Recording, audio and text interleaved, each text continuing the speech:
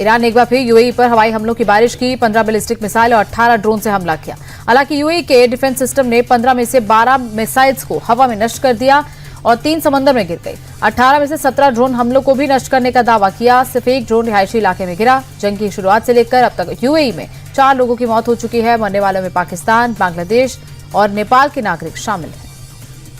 Israeli हमलों के बीच Lebanon की संसद ने अपने कार्यकाल को 2 साल के लिए बढ़ा लिया है। इसी साल मई में संसद का कार्यकाल खत्म हो रहा था, मगर अब इजरायली हमलों को लेकर इसका टाइम बढ़ा दिया गया है। संसद के 76 सदस्यों ने फैसले का समर्थन किया। इसमें हिजबुल्लाह के 13 नेता शामिल हैं। विरोध में सिर्फ 41 वोट पड़े। इजरायल ने ईरान के साथ हिजबुल्लाह के ठिकानों को भी ध्वस्त करने का दावा किया। एयर स्ट्राइक में लेबनान के कई लोग मारे गए हैं। सोमवार को ब्रेंट क्रूड ऑयल की कीमत $100 प्रति बैरल के पार हो गई। इसका असर एशियाई शेयर बाजार पर भी दिखा। मिडिल ईस्ट में युद्ध के कारण तेल की कीमतों में उछाल देखा गया, तो वहीं दूसरी ओर एशियाई बाजार में सुबह भारी गिरावट रही। जापान, साउथ कोरिया समेत सभी एशियाई देशों के बाजार 6 से 8% तक गिर गए। कच्चे तेल की कीमतें 3.5 साल से भी अधिक के हाई स्तर पर। नेता विपक्ष राहुल गांधी ने मौजूदा सत्र में मिडिल ईस्ट के हालातों पर चर्चा की मांग की। उनका कहना है कि खाड़ी के हालातों पर भारत के स्टैंड को खुद पीएम मोदी सदन के सामने रखें। राहुल ने आरोप लगाया कि पीएम मोदी घबराए हुए हैं और इसीलिए वो बार बार चर्चा से भाग रहे हैं। यूएस के साथ ट्रेड डील के नाम पर कॉम्प्रोमाइज किया गया और अब ईरान को लेकर उन्हें ब्लैकमेल किया जा रहा। मिडिल ईस्ट की जंग से भारत में आर्थिक तबाही आ सकती है। बजट सत्र के दूसरे चरण के पहले दिन विपक्ष ने सदन में जोरदार हंगामा किया। विपक्ष ने मिडिल ईस्ट में जारी संघर्ष के मुद्दे पर चर्चा की मांग की। विपक्षी सांसदों ने लगातार हंगामा और नारेबाजी की। विपक्ष के हंगामे पर संसदीय मंत्री किरण रिजिजू ने पलटवार करते हुए कहा कि आखिर विपक्ष चाहता क्या है, नई चर्चा की मांग क्यों लाए, जो प्रस्ताव लाए हैं उस पर बहस हो। ऐसे बर्ताव से देश का भला नहीं होगा। ऐसा गैर जिम्मेदार विपक्ष पहले नहीं देखा। विपक्ष के भारी हंगामे के बीच मिडिल ईस्ट संकट पर विदेश मंत्री एस जयशंकर ने राज्यसभा में बयान दिया। जयशंकर ने कहा कि मौजूदा हालात पर सरकार की पैनी नजर है। भारतीयों की सुरक्षा को लेकर सरकार गंभीर और प्रतिबद्ध है। हम खाड़ी देशों में मौजूद भारतीयों के संपर्क में हैं और हमने समय रहते नागरिकों को आगाह किया था। विदेश मंत्री ने कहा कि कूटनीतिक बातचीत के जरिए समस्या का हल होना चाहिए। जंग से सप्लाई चेन प्रभावित हुई। फिलहाल ऊर्जा जरूरतों को लेकर सरकार पूरी तरह सतर्क है। राज्यसभा में जेपी नड्डा ने विपक्ष पर जमकर निशाना साधा। नड्डा ने आरोप लगाया कि विपक्ष की दिलचस्पी सिर्फ अराजकता पैदा करने में विपक्ष का व्यवहार गैर जिम्मेदाराना है। नड्डा ने कहा कि विपक्ष सिर्फ हुड़दंग मचाने में माहिर है। जब मुद्दों पर बहस होती है तो ये लोग सदन से भाग जाते हैं। सही मायने में विपक्ष देश हित नहीं चाहता। विपक्ष अपनी ओछी राजनीति को आगे बढ़ा रहा है।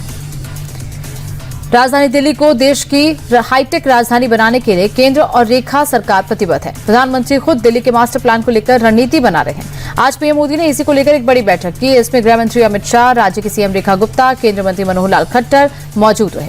मीटिंग में दिल्ली के मास्टर प्लान की समीक्षा हुई।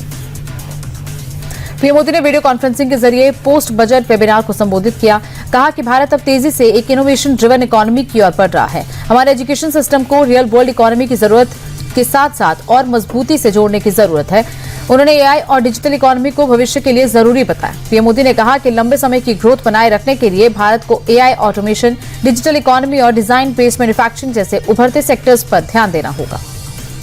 उत्तराखंड के सीएम पुष्कर सिंह धामी ने विधानसभा में बजट पेश किया। इसमें महिलाओं की समानता का ख्याल रखा गया। इस बार का बजट 1,11,730 करोड़ का था, जो पिछली बार से 10% ज्यादा है। इस मौके पर पुष्कर सिंह धामी ने कहा कि उत्तराखंड संकल्प से सिद्धि की ओर अग्रसर है। ये बजट निरंतरता को दर्शाता है। उत्तराखंड में भारत और जापान के जवानों की ज्वाइंट मिलिट्री एक्सरसाइज का सफल समापन हुआ। ड्रिल के आखिरी दिन दुश्मन के हमलों से निपटने की तैयारी हुई। इसके बाद दोनों देशों के जवानों ने परेड की। बता दें कि एक्सरसाइज पिछले 2 हफ्ते से चल रही थी और इसमें दोनों देशों के कुल 100 से ज्यादा जवानों ने हिस्सा लिया। काउंटर टेररिज्म, सेल्फ डिफेंस समेत कई मोर्चों पर जवानों ने तैयारी की। दिल्ली दंगा मामले में साजिश का आरोपी शर्जील इमाम 6 साल बाद जेल से बाहर आएगा। दिल्ली कोर्ट ने उसे 10 दिन की अंतरिम जमानत दे दी है। भाई की शादी और बीमार मां के इलाज को लेकर उसे राहत दी गई। 2020 दिल्ली दंगा मामले में साजिश को लेकर शर्जील इमाम पर कई केसेस चल रहे हैं। देशद्रोह और यूएपीए जैसे गंभीर मामलों को लेकर उसके खिलाफ जांच जारी है। इंडिया टीवी के श्री कॉन्क्लेव में दिल्ली की सीएम रेखा गुप्ता शामिल हुई। उन्होंने कहा कि आज महिलाओं ने हर फील्ड में बड़ा मुकाम हासिल किया। निर्णय क्षमता और साहस का कोई जेंडर नहीं होता। कामयाबी चाहिए तो अपनी किस्मत खुद लिखिए। सीएम रेखा गुप्ता ने कहा कि मेरा परिवार में राजनीति में आने के पक्ष में नहीं था, लेकिन ये रास्ता मैंने खुद चुना। मैंने कभी नहीं सोचा था कि सीएम बनूंगी। रेखा गुप्ता ने सुषमा स्वराज को अपना रोल मॉडल बताया और कहा कि हर महिला को सम्मान का जीवन चुनने का हक है। इंडिया टीवी के श्री कॉन्क्लेव में बॉलीवुड एक्ट्रेस भूमि पेडनेकर ने अपने फिल्मी सफर के अनसुने किस्से शेयर किए। भूमि ने कहा कि उन्होंने शुरुआत में किसी को नहीं बताया था कि वो एक्ट्रेस बनना चाहती हैं। भूमि ने भावुक होते हुए कहा कि उनके पिता सुरक्षा की चिंता के चलते इस फैसले से नाराज थे, लेकिन उन्होंने हार नहीं मानी। दुर्भाग्य से जब वो अपनी पहली फिल्म में अभिनेत्री बनी तब उनके पिता इस दुनिया में नहीं थे। भूमि का कहना है कि आज के दौर में लड़कियों के लिए अपने सपनों पर टिके रहना बहुत जरूरी है। पाकिस्तान के होश उड़ाने वाली स्क्वाड्रन लीडर नेहा और आकांक्षा ने शी कॉन्क्लेव में अपनी जांबाजी की कहानी शेयर की। ऑपरेशन सिंदूर का जिक्र करते हुए आकांक्षा ने कहा कि देश के लिए मर मिटने का जज्बा ही सबसे ऊपर है। वहीं स्क्वाड्रन लीडर नेहा ने बताया कि एक फौजी की पत्नी और ऑफिसर होने के नाते घर और सरहद दोनों की जिम्मेदारी बखूबी निभाना बेहद जरूरी है। एयरफोर्स की फाइटर बेटियों का कहना है कि अब वक्त बदल गया है और सेना में महिलाओं का दबदबा बढ़ रहा है। इंडिया टीवी की शी कॉन्क्लेव में बिहार के अलीनगर विधानसभा सीट से बीजेपी विधायक और लोक गायिका मैथिली ठाकुर ने शिरकत की। उन्होंने कहा, मैंने सोचा नहीं था कि इतनी जल्दी नेता बन जाऊंगी। हर इंसान चाहता है कि आगे बढ़े, लेकिन भगवान की कृपा है कि उन्होंने मुझे इस काबिल बनाया कि मैं इस राह पर चल सकूं। मैथिली ठाकुर ने पीएम मोदी को अपना आदर्श बताया। उन्होंने कहा कि मैं ऐसे घर में पली बड़ी जहां प्राथमिकता के साथ मुझे संगीत में आगे बढ़ाया गया।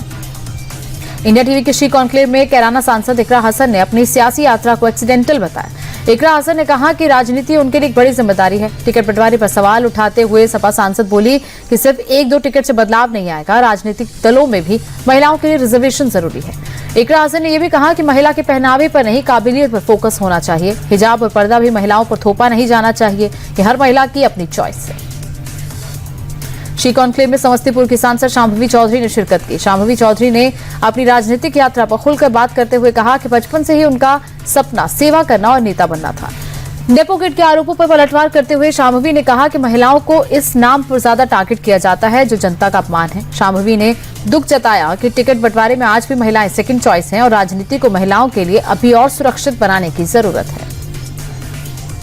इंडिया टीवी के शी कॉन्क्लेव में गौतम बुद्ध नगर की डीएम मेधा रूपम और commercial tax officer doctor Meenakshi Verma ने महिलाओं के संघर्ष पर खुलकर बात की। मेधा रूपम ने कहा कि यूपी की बेटियां अब हर गांव से आगे बढ़ रही हैं और मेल ईगो को खत्म करने के लिए महिलाओं का हर फील्ड में होना जरूरी है। तो वहीं डॉक्टर मीनाक्षी वर्मा ने उन्हें बताया कि उन्हें आज भी खुद को साबित करना पड़ता है, लेकिन चुनौतियां ही जीवन को बेहतर बनाती हैं।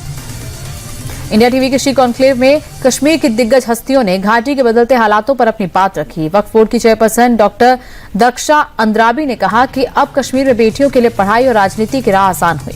तो वहीं क्रिकेटर जसिया अख्तर ने 2006 के उस खौफनाक मंजर को याद किया जब उन्हें बंदूकधारियों ने डराया था, लेकिन उन्होंने हार नहीं मानी। कम्युनिटी रिसर्चर अनिका नजीर ने भी माना कि बेटी बचाओ बेटी पढ़ाओ जैसे अभियानों से अब कम उम्र में शादी का रिवाज बदल रहा है। चंडीगढ़ यूनिवर्सिटी में गुरु तेग बहादुर जी के कार्यक्रम को लेकर भारी बवाल हो गया। प्रोग्राम में आरएसएस नेता बनवीर राणा को चीफ गेस्ट बनाने पर छात्रों ने जमकर हंगामा किया। एबीवीपी की तरफ से सेमिनार में आरएसएस नेता को इनवाइट किया गया। इस पर स्टूडेंट्स यूनियन ने कड़ा ऐतराज जताया। हंगामा करने वालों से पुलिस की झड़प हुई। इसके बाद 25 से 30 छात्रों को डिटेन किया गया। कन्याकुमारी में एक साथ सैकड़ों कछुओं को समुद्र में छोड़ा गया। तस्वीरों में देखिए कि कैसे बेबी टर्टल्स को एक साथ समंदर में छोड़ा गया। समंदर की रेत पर उतरते ही कछुओं की चहलकदमी भी तेज हो गई। वो तुरंत समुद्र की तरफ बढ़े। बता दें कि ये सभी कछुए हाल ही में अंडे से बाहर आए हैं। कुछ दिन की निगरानी के बाद इन्हें समंदर में छोड़ा गया है। मिडिल ईस्ट युद्ध के चलते शेयर बाजार लाल निशान पर बंद हुआ। सेंसेक्स 1353 अंकों की गिरावट के बाद 77,566 पर बंद हुआ। निफ्टी में भी 422 अंकों की गिरावट रही। इसके बाद निफ्टी 24,028 पर बंद हुआ। बैंक, ऑटो, मेटल, एनर्जी और एफएमसीजी शेयर्स में ज्यादा बिकवाली रही। इजरायल, अमेरिका और ईरान युद्ध के चलते महंगाई बढ़ने का डर है। सोने के दाम में गिरावट दर्ज की गई। 24 कैरेट सोने के दाम में 786 रुपए की गिरावट रही। इसके बाद 10 ग्राम सोने का दाम 1,60,836 रुपए हो गया। दूसरी ओर चांदी के दाम में 3,285 रुपए की भारी गिरावट दर्ज की गई। इसके बाद 1 किलो चांदी का भाव 2,65,000 रुपए प्रति किलो तक पहुंच गया। दुनिया में जारी तनाव में बीच भारत में सोने चांदी के दाम में उतार चढ़ाव जारी है। अमेरिकी डॉलर के मुकाबले भारतीय रुपया 9 पैसे गिरकर बंद हुआ। इसके बाद एक अमेरिकी डॉलर की कीमत 92 रुपए 33 पैसे हो गई। ग्लोबल मार्केट में कच्चे तेल के दाम तेजी से बढ़े हैं। इसके चलते डॉलर मजबूत हुआ और रुपए में गिरावट रही। रुपए में गिरावट के चलते विदेशी सामान महंगे होंगे, तो वहीं मिडिल ईस्ट में युद्ध अगर जारी रहा तो रुपया और गिर सकता है।